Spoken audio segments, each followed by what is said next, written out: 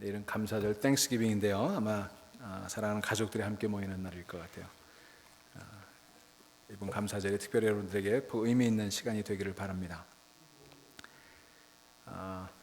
제가 이제 미국에 처음 와서 시카고에서 신학교에서 공부를 하는데 아침마다 이렇게 디보션을 해요. 경건의 시간을 이제 학생들하고 선생님하고 이렇게 같이 하는데 그때마다 물어보는 게 이제 돌아가면서 선생님 물어봐요. For what am I grateful for today? 오늘 무엇 때문에 감사하냐? What am I grateful for last 24 hours? 지난 24시간 동안 감사한 일이 뭐 있었느냐? 그럼 이제 돌아가면서 쫙 얘기를 해야 되는데 이 영어가 짧으니까 늘 똑같은 말 하는 거예요. I'm grateful for everything. 모든 게 감사합니다. 조금 영어가 익숙해지면 I'm grateful for everything God has done for me. 하나님 내게 행하신 모든 게 감사합니다. 그 얘기를 매일 반복하는 거예요. 근데 생각해 보니까 그게 정답이에요. 그죠? 모든 게 감사한 거예요. 그때는 그냥 영어가 짧으니까 넘어가기 위해서 그렇게 얘기했지만 사실은 우리는 하나님께서 예수 그리스도께서 나를 위해 행하신 모든 일로 인해 감사한 거예요. 여러분 이 시간 하나님께서 내게 베풀어 주신 모든 일로 인하여 감사하는 여러분 되시기를 주의 이름으로 축원합니다. 뭐 손으로 꼽아볼 필요가 없어요. 다 아니까. 그죠? 저도 오늘 집사람하고 이렇게 차를 타고 내려오면서 당신 뭐가 그렇게 감사해? 서로 얘기를 나눠봤어요. 정말 감사한 게 많더라고요. 우리 교회적으로도 보면 참 감사한 일이 많지 않습니까? 지난 1년 동안 제가 이렇게 가만히 생각해 보니까 8명의 신생아가 출생을 했어요. 우리 김공장로님네 애기까지 치면 9명. 4쌍이 결혼해서 새 가정을 이뤘어요.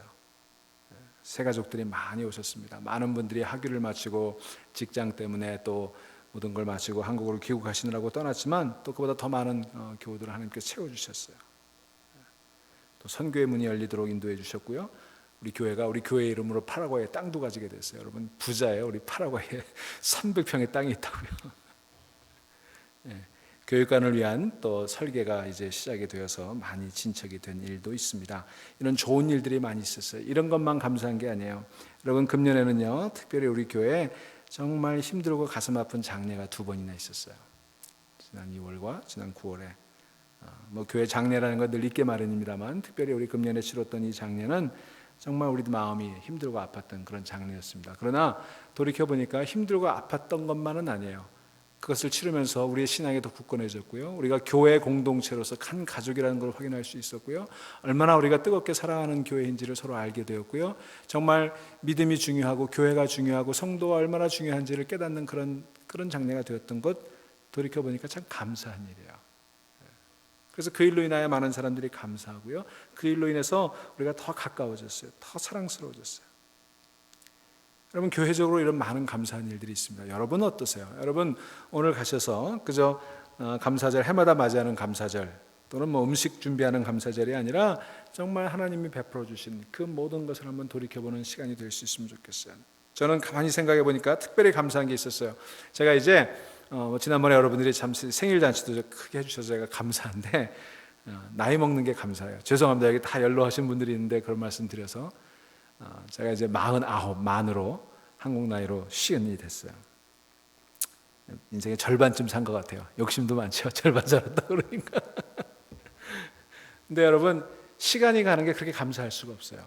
시간이 가는 게 왜 감사하냐? 여러분 제가 젊어서 그렇게 얘기하는 게 아니라요. 제가 그런 생각해 봤어요. 우리 학교 가서 뭐 선생님한테 꾸지람 듣기도 하고 친구들하고 싸우기도 하고 시험 잘못 봤다고 얻어 터지기도 하지만 여러분 학교에 가서 시간이 가고 월요일, 화요일, 수요일 가고 그렇게 학교에 가는 것이 즐겁잖아요. 시간이 가는 게 즐겁잖아요. 여러분 우리가 인생을 살아가는 시간이 주어져 있습니다. 그 시간이 그냥 가게 돼 있어요.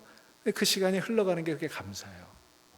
왜냐하면 그 시간이 다 흘러가는 것이 내가 이 땅에서 해야 될 모든 일들을 잘 맞춰가는 과정이기 때문에 그래요. 그리고 그게 끝이 아니고 이어지는 영원한 삶이 있다고 점점 믿게 되는 것 같아요. 그러니까 시간 가는 게 그렇게 즐겁고 행복할 수가 없어요. 여러분 시간 가는 걸 아쉬워하지 마시고 시간 가는 걸 감사하고 그렇게 시간이 흘러갈 수 있다는 것이 얼마나 귀한 것인지를 여러분 느낄 수 있으면 좋겠다 그런 생각을 해봅니다. 아무튼 오늘 돌아가시는 길에 또 저녁에 또 내일 하루를 보내시면서 what am I grateful for? 나는 무엇 때문에 그렇게 감사한지 한번 돌이켜보는 그런 귀한 시간들 될 수 있기를 주의 이름으로 축원합니다. 자, 오늘 그치지 않는 감사라는 제목으로 에베소서 1장을 가지고 함께 말씀을 나눠보자 합니다. 여러분, 우리가 이제 초고령 사회에 살고 있어요. 점점 나이가 많아지죠. 통계에 의하니까 30년 전인가, 정말 60몇 년인가, 제가 정확히 기억을 못 하는데, 그때 미국 사회는 일하는 30명이 은퇴자 1명을 먹여 살렸대요. 30명이 한 명을 먹여 살렸어요. 근데 지금은 5명이 은퇴자 1명을 부양해야 되는 그런 때가 됐답니다. 참 어려워지는 사회, 고령화 사회가 됐어요. 특별히 일본 사회가 굉장히 고령화된 사회인데, 그 일본 사회는 이 초고령 사회가 되면서 아주 공포에 질렸어요. 제가 일본의 도쿄에 갔을 때 어느 공원을 방문했는데, 그 공원은 전 직원이 다 은퇴자로 되어 있는 그 직원이에요.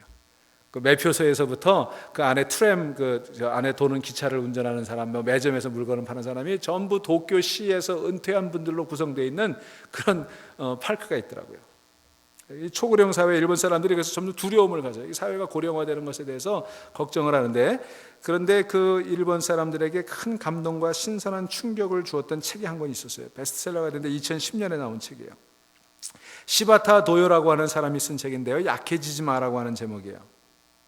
근데 저자는요, 놀랍게도 99살의 할머니였어요. 이 양반이 92살 때부터 글을 쓰기 시작해서 99살에 책을 내가지고 6개월 만에 70만 부가 팔렸대요. 여러분, 여기 99 되신 분 손 들어보세요. 아무도 없으시죠? 92 되신 분 손 들어보세요. 아무도 없으시죠? 여러분, 앞으로 책을 한 권씩 쓸 수 있게 되기를 축원합니다.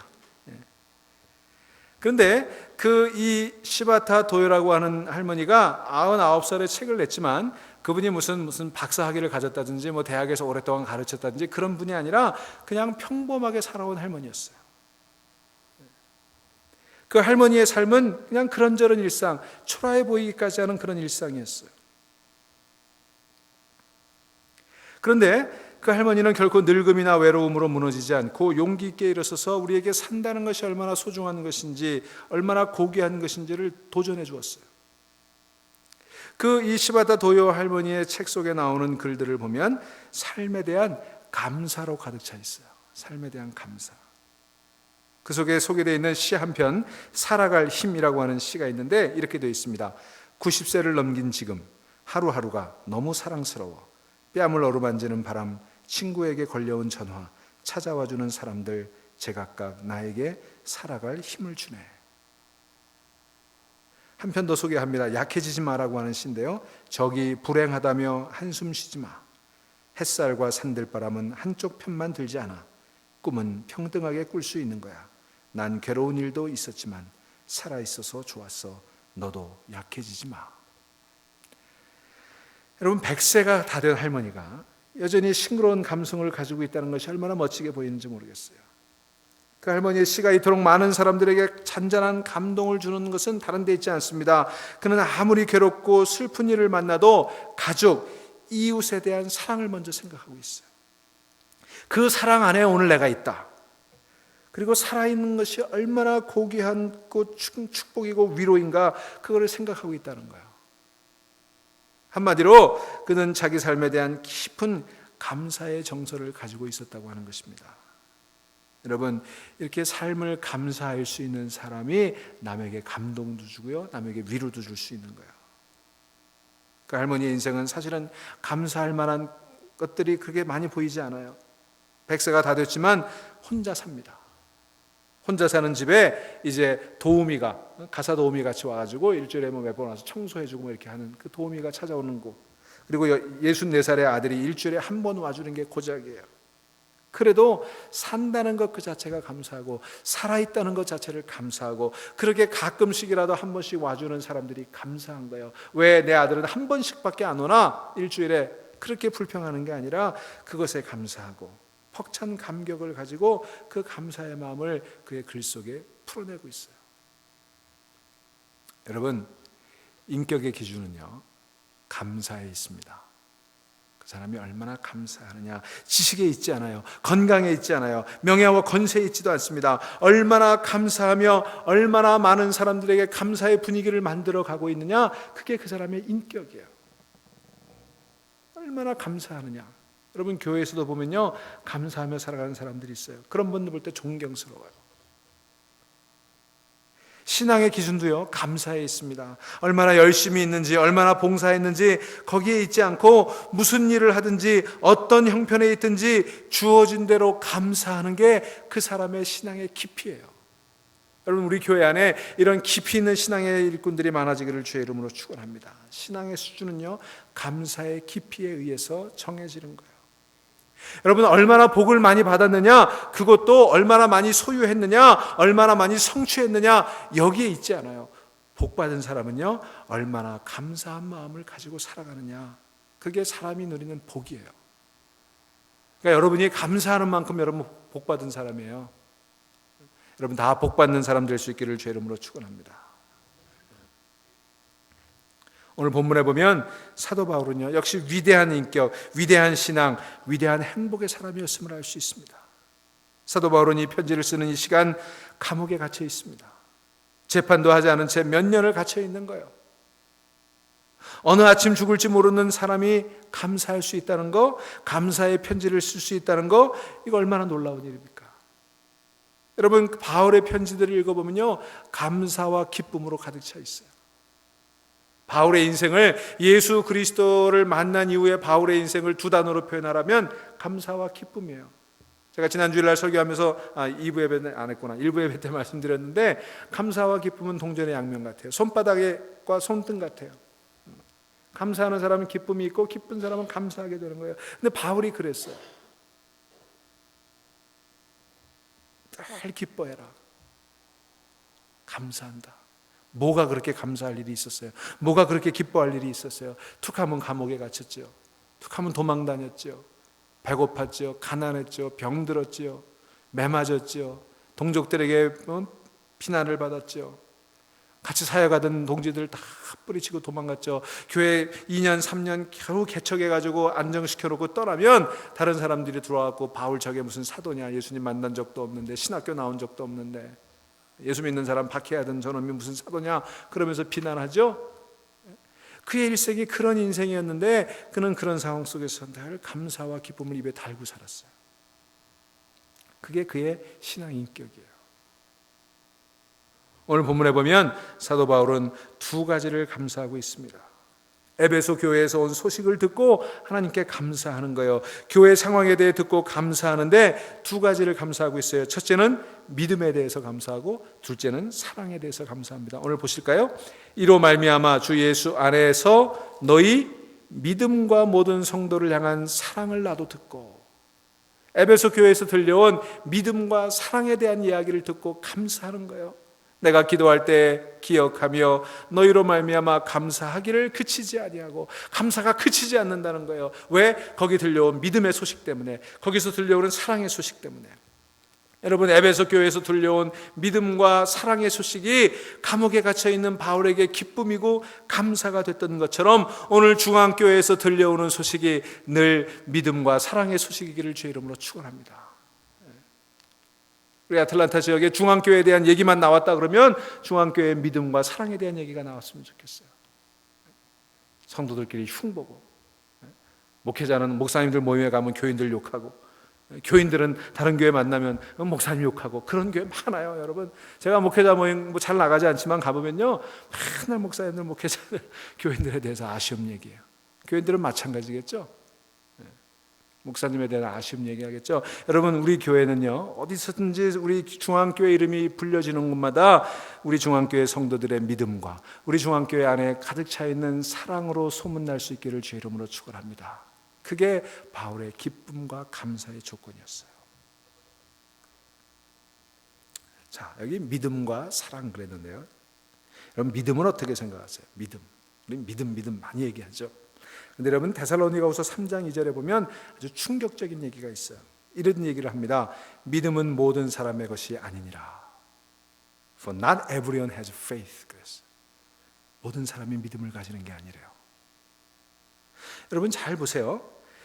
누구라도 예수를 믿으면 구원을 받습니다. 아멘?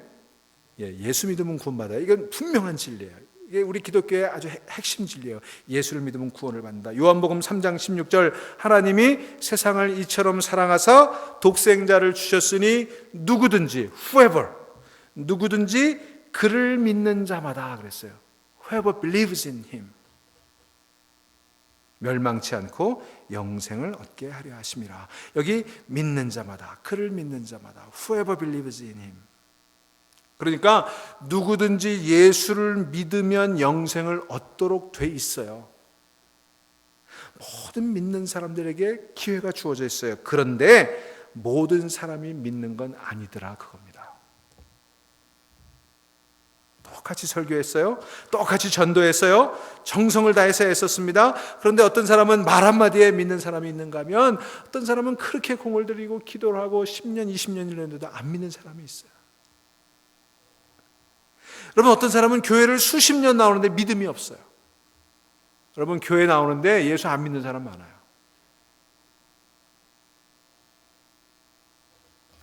어떻게 그럴 수 있나? 도무지 믿음이라고는 찾아볼 수 없는 사람이 많아요. 똑같이 말씀을 듣는데, 똑같이 교회 나오는데, 똑같이 복음이 전파됐는데 금방 믿는 사람이 있는가 하면 죽어도 안 믿는 사람이 있어요. 그래서 사도 바울이 얘기하는 거예요. 믿음은 모든 사람의 것이 아니니라. Not everyone has faith. 같은 자리에서 말씀 들었다고 믿는 것이 아닙니다. 같은 사건을 경험했다고 다 믿는 거 아닙니다. 믿는 사람만 믿어요. 안 믿는 사람은 아무리 해도 안 믿습니다. 이게 참 중요한 교훈이에요. 믿음은 모든 사람의 것이 아니니라. 그래서 하나님을 향한 믿음, 하나님을 믿는 믿음, 이게 너무 귀한 거예요. 여러분 안에 이 믿음이 있다는 사실을 기뻐하시고 감격해 하시고 감사하시기를 주의 이름으로 축원합니다. 여러분, 하나님을 향한 믿음만 그런 거 아니에요. 사람을 향한 믿음도 마찬가지예요. 상대가 나를 믿어주지 않습니다. 의심합니다. 그러면 그와의 관계는 다 무너지는 거예요. 그죠? 그러면 선교도 안 되고 목회도 안 되고 봉사도 안 돼요. 제가 목회해 보니까 목회에서 가장 중요한 건 신뢰예요. 신뢰. 교인들이 목사를 믿어주고 목사가 교인을 믿어주는 거. 사람과 사람과의 관계도 마찬가지예요. 부부 관계도 마찬가지예요. 신뢰예요. 신뢰.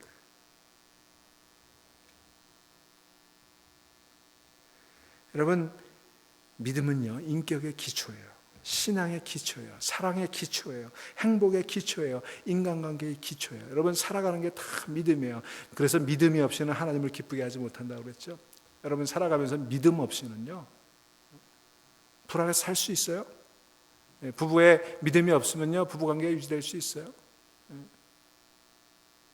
여러분, 남편 잘 때 셀프 이렇게 눌러보지 마세요. 뭐 어디다 전화했나 확인해 볼 필요가 없어요. 상대방에게 신뢰받는 것, 다른 사람을 신뢰하는 것, 그를 믿어주는 것 참 중요한 거예요. 목사를 믿어주는 것, 교회를 믿어주는 것, 성도들끼리 서로 믿어주는 것, 그게 참 중요한 거예요. 이 믿음과 신실이 깨지면 다 무너지는 거예요. 그런데 말입니다, 여러분, 남에게 믿음을 내가 줄 수 있어요? 내가 믿음을 줄 수 있을까요? 저 사람에게 없는 믿음을 내가 줄 수 있을까요? 참 어려운 일이에요. 어떻게 하면 믿음을 줄 수 있느냐?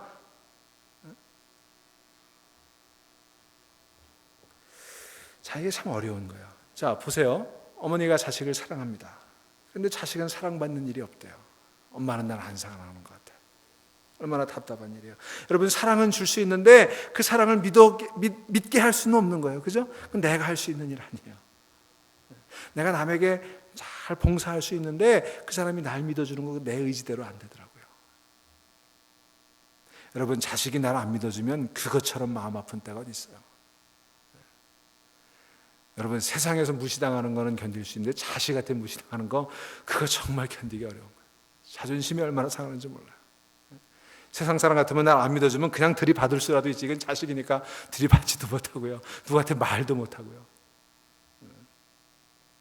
여러분, 어떻게 하면 믿음을 줄 수 있을까요? 남을 믿게 한다는 거 참 어렵습니다. 그래서 인간관계에서 제일 어려운 게 믿음이에요. 그런데 여러분, 에베소서 2장 8절에 보니까 뭐라고 그래요? 믿음은 하나님의 선물이다 그랬어요.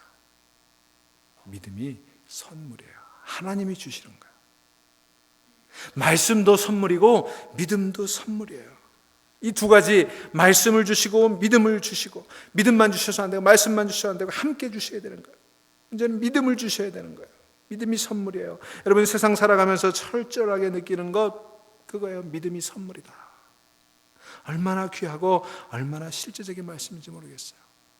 여러분, 믿음이 선물인 거 아세요? 그 선물이 여러분에게 주어졌을 때 감사할 수 있기를 바랍니다. 그래서 사도 바울이 감사하는 거예요. 하나님이 당신들에게 믿음을 주셨습니다. 여러분을 잠깐 만난 것뿐인데 하나님께서 믿음을 주셨습니다. 내가 여러분 교회를 위해서 섬긴 거는 아무것도 아닌데 믿음을 주신 거는 내가 아니라 하나님이십니다. 그 믿음의 소식을 듣고요, 하나님께 감사하는 거예요. 바울이 감격하는 거예요. 여러분, 목회자가 가장 감사하고 감격할 때가 뭐예요? 성도들의 믿음이 생길 때, 그 믿음이 굳세어질 때, 그것이 확인될 때, 그때 기쁜 거예요. 여러분, 믿음보다 귀한 것이 어디 있습니까? 그래서 베드로전서 1장 7절에 보면 믿음은 금보다 귀하다 그랬어요. 이 금보다 귀한 믿음이 여러분 가운데 있기를 소망합니다. 여러분, 돈이 문제입니까? 건강이 문제입니까? 명예가 문제입니까? 문제는 믿음이에요. 한때 굉장히 베스트셀러가 됐던 모리와 함께한 화요일이라는 책이 있어요. 모리 슈얼츠라고 하는 교수가 노년에 루 게릭병에 걸렸어요. 불치의 병이죠. 여러분 아시죠? 근육이 자꾸만 굳어져가고 무력해가서 마지막에 심장이 먹는 그 아주 치명적인 병이에요. 아직도 치료 방법이 없어요. 이런 병에 걸려서 이제 이 모리 슈얼츠 교수가 죽어가는데요, 미치라고 하는 학생이 날 찾아와요. 옛날에 학생이었지. 그를 찾아와요. 이 교수님 위로하기 위해서 화요일마다 찾아와서 대화를 나눕니다.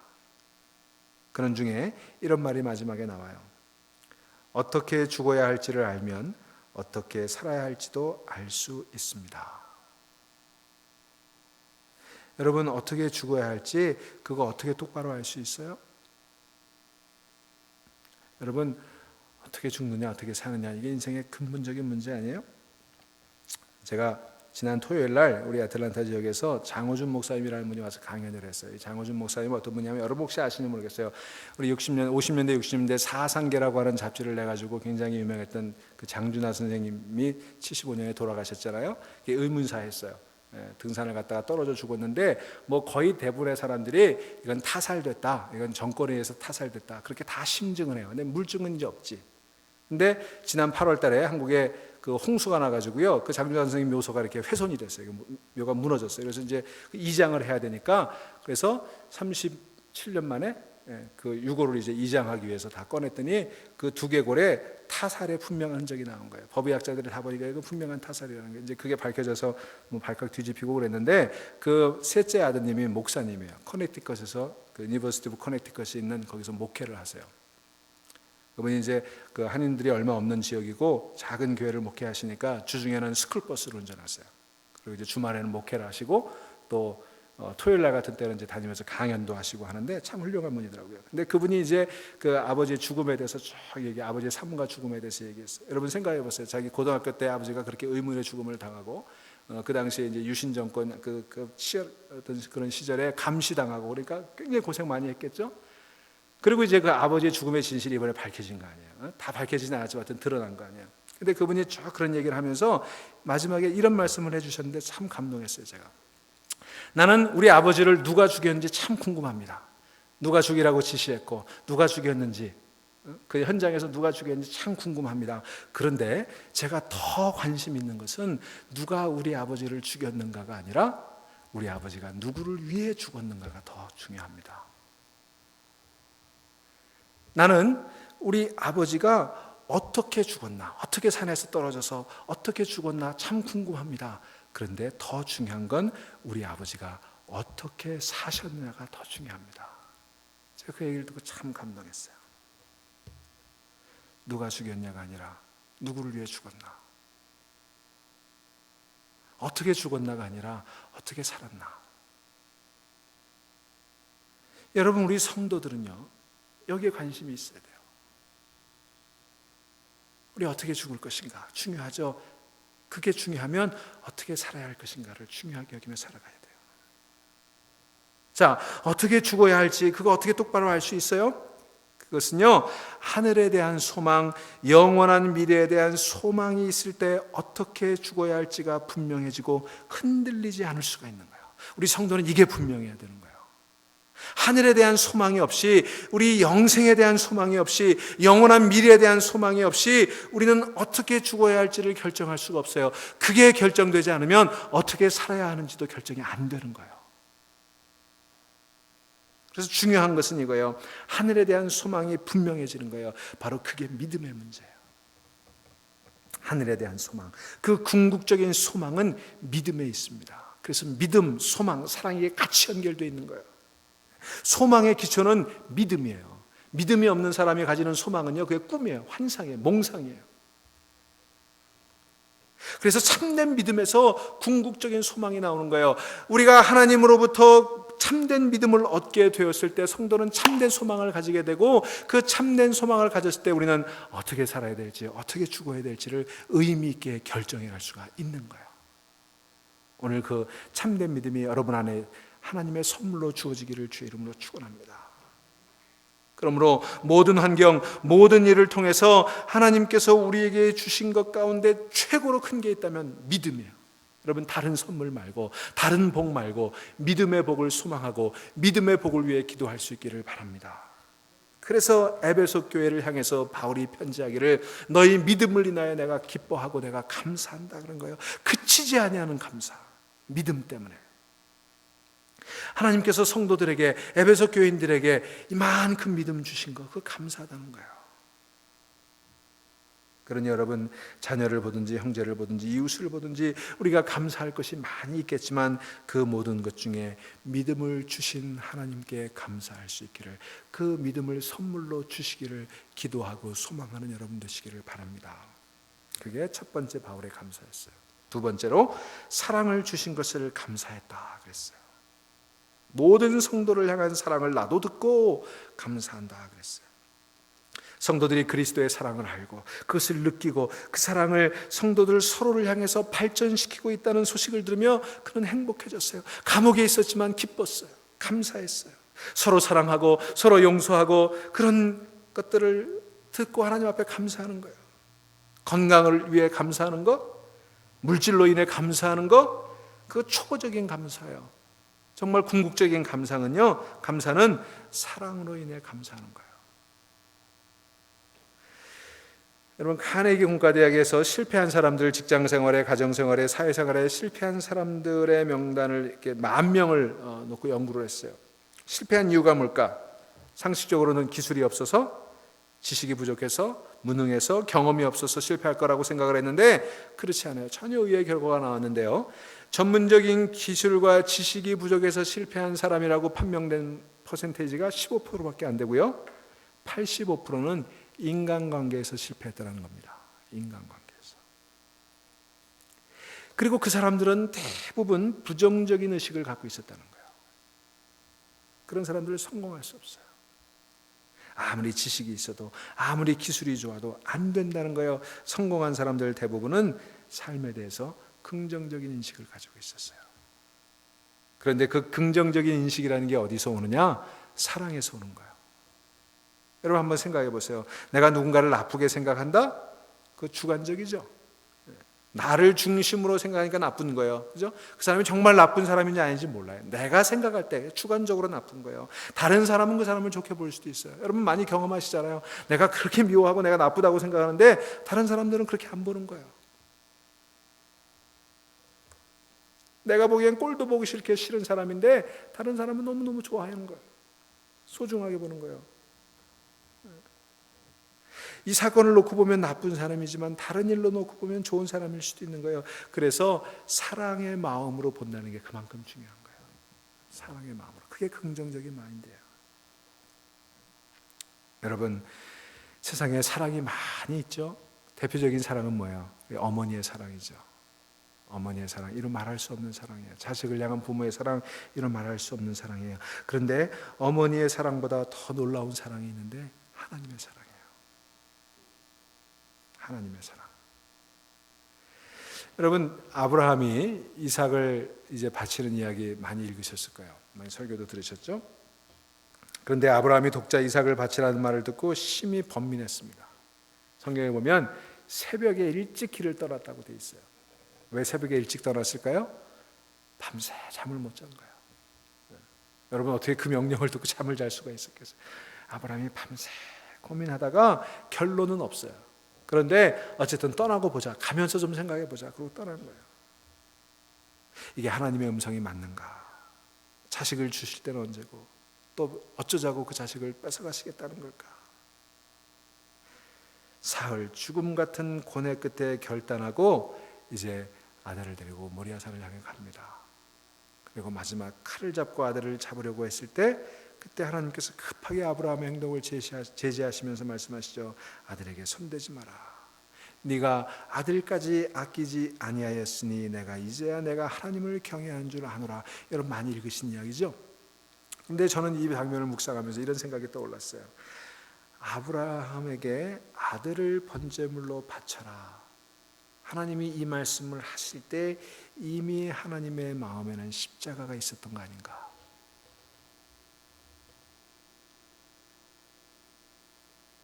우리를 위해 당신의 독생자 아들을 주시려고 하는, 인류의 구원을 위해 아들까지 주시겠다는 마음이 이미 그때 하나님 마음속에 있었던 것 같아요. 그래서 사도 요한은 요한복음 3장 16절에서 얘기하는 거예요. 하나님이 세상을 이처럼 사랑하사, 이처럼은 뭐예요? 독생자를 주셨으니 독생자를 주시기까지. 예수님을 이 땅에 보내시고 십자가에 내어주신 것 측량할 수 없는 하나님의 사랑이에요. 오늘 우리가 아까 찬양 마지막에 불렀지요. 거룩하신 하나님 주께 감사드리세요. 날 위해 이 땅에 오신 독생자 예수. 여러분 우리가 감사해야 될 많은 일이 있지만 그 무엇보다 감사해야 되는 게 뭐예요? 하나님 나를 위해 독생자를 보내주신 거 아니에요? 측량할 수 없는 하나님의 사랑이에요. 여러분 기억하십시오. 우리는 모두 이 하나님의 절절한 사랑, 아들을 내어준 그 사랑을 받은 자들이에요. 한 사람 한 사람이 그만큼 소중한 거예요. 우리는 이 사랑을 믿고 이 사랑에 응답해야 되는 것입니다. 요한일서 4장에 보면 이렇게 말합니다. 사랑하는 자들아, 하나님이 이같이 우리를 사랑하셨은즉, 이같이라는 건 뭐예요? 독생자를 주시기까지 사랑하셨은즉 우리가 서로 사랑하는 것이 마땅하도다. 아멘. 여러분 우리는 사랑하는 게 마땅한 거예요. 여러분 사랑하며 살기에도 시간이 부족해요. 사랑하며 살기에도 우리 힘이 부쳐요. 이게 기독교 윤리의 핵심이에요. 기독교 도덕의 핵심이에요. 우리 신앙의 핵심이에요. 하나님이 우리를 이같이 사랑하셨은즉 우리도 서로 사랑하는 것이 마땅하니라. 사랑하는 여러분, 축복 중에 가장 귀한 축복은 내가 축복받은 존재라는 것을 믿는 것입니다. 나라는 존재가 그리스도 안에서 그 엄청난 사랑 안에 있다는 것을 믿는 것입니다. 거기서 진정한 자기 사랑도 나오는 것이고 진정한 다른 사람을 향한 사랑도 나오는 거예요. 여러분 예수님이 이웃을 사랑하라 원수를 사랑하라 그러셨죠? 근데 예수님이 이웃을 사랑하라 원수를 사랑하라만 하신 거 아니에요. 나 자신을 사랑하라고 그러셨어요. 언제 그러셨어요? 네가 너를 사랑한 것 같이 이웃을 사랑하라 그랬잖아요. 우리가 이웃을 사랑하는 근거가 뭐예요? 나를 사랑하는 거예요. 왜? 내가 소중한 존재니까. 여러분 자신을 사랑할 수 있기를 주의 이름으로 축원합니다. As you love yourself. 네가 너를 사랑하듯이. 그러니까 내가 나를 사랑하지 않는 사람은 남도 사랑할 수 없어요. 그죠? 네가 너를 사랑하는 것처럼 내 이웃을 사랑하라. 네가 너를 사랑하는 것처럼 원수를 사랑해라 그랬으니까 원수 사랑, 이웃 사랑 다 어디서 나와요? 자기 사랑에서 나와요. 자기 사랑의 핵심은 뭐예요? 하나님이 나를 위해서 독생자 예수를 보내주셨다. 그걸 믿는 거예요. 내가 그렇게 귀한 존재다. 나를 그렇게 핏값으로 하신 존재예요. priceless. 나는 값없는 존재가 아니라 가치 있는 존재예요. 무엇과도 바꿀 수 없는 가치 있는 존재예요. 이걸 깨달을 때 자기 사랑도 이웃 사랑도 궁극적으로 하나님 사랑도 가능하게 된 거예요. 바로 이 사랑에 대한 감격이 감사로 이어지는 것입니다. 그러니 여러분을 사랑하세요. 여러분 가족을 사랑하세요. 여러분 교인들을 서로 사랑하세요. 사랑하다가 죽어야지. 언젠가 제가 설교하면서 설교 제목이 사랑하다가 죽어버려라. 여러분 기억하실지 모르겠어요. 여러분 뭐 하다 죽으시겠어요? 이 짧은 세상 뭐 하다가 죽으시겠어요? 우리 아버지가 어떻게 누가 죽였는지보다 누구를 위해 죽었는지 어떻게 죽었는지보다 어떻게 살았는지 중요하다고 얘기했던 그 장호준 목사님의 절정한 호소처럼 우리 뭐 하다가 죽을까요? 누구를 위해 죽을까요? 여러분, 우리 안에 이 사랑이 가득 차게 되기를 주의 이름으로 축원합니다. 오늘 말씀 이제 결론을 짓습니다. 오늘 본문에 보면 이렇게 얘기합니다. 감사하기를 그치지 아니하노니. 감사가 그치지 않는 거예요. 감사가 충만할 때 그 감사를 쉬게 할 수가 없어요. 그 감사를 억누를 수가 없어요. 모든 것을 감사로 받아들이고 모든 것을 감사로 극복하기 때문이에요. 그치지 아니하는 감사, 이런 절대 감사가 있을 때 이 세상이 아름다워지게 될 줄로 믿습니다. 이 세상이 아름답게 보이게 될 줄로 믿습니다. 감사가 곧 능력이에요. 이 감사를 다시 한번 확인하는 땡스기빙, 복된 계절 되기를 주의 이름으로 축원합니다. 우리 조용히 묵상하십시다.